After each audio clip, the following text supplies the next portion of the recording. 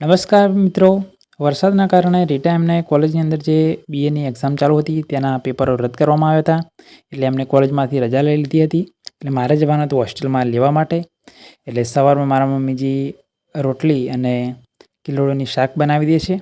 એટલે હું સવારે 9 વાગ્યા જેવો જમી લઉં છું. કિલોડી બટાકાનું શાક અને સાથે ગવાની રોટલી છે અને આ બધું ખાઈ લઉં છું. અને પછી હું ગાડી હોય છે કારણ કે લાંબણના રસ્તામાં જવાનું હોય છે એટલે ગાડીની અંદર જે કુલન્ટ આવે છે તેનું લેવલ ચેક કરી લઉં છું અને સાથે ઓઇલ પણ ચેક કરી લઉં છું. બરાબર છે, કારણ કે લાંબણના રસ્તા પર જવું હોય તો આપણે ચેક કરેલું હોય તો સારું, કારણ કે પછી આપણે જઈએ તો ઘણીવાર શું થાય કે હેરાનગતિ જેવું થઈ શકે છે.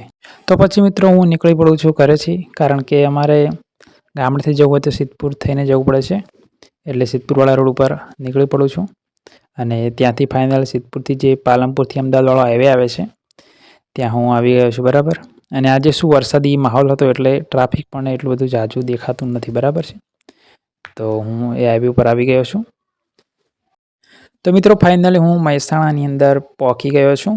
ત્યાં જે સર્કલ છે, આપણે રાધનપુર ચોકડી બાજુ જવાની, એના પહેલાં પુલ ના ચડી અને નીચેથી બીજો રસ્તો પુલ છે, નીચે જે માનવ આશ્રમે જાણ છે. બરાબર, તેવાળા રસ્તેથી નીકળી ગયો છું. ડાયરેક્ટ પહોંચીશ હું રામપુરા સર્કલે.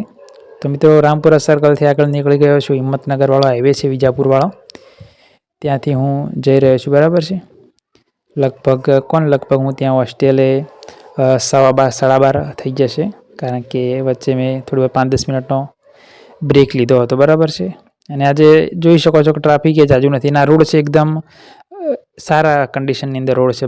બરાબર છે, તો મિત્રો જોઈ શકો છો.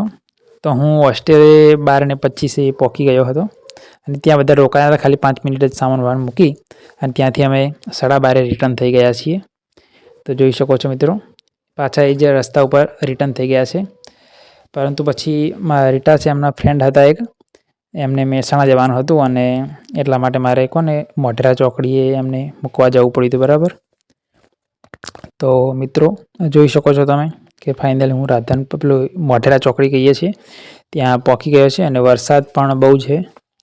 વરસાદ છે જેના લીધે ટ્રાફિક થોડું ઓછું લાગે છે, બાકી અહીંયા ટ્રાફિક બહુ જ હોય છે.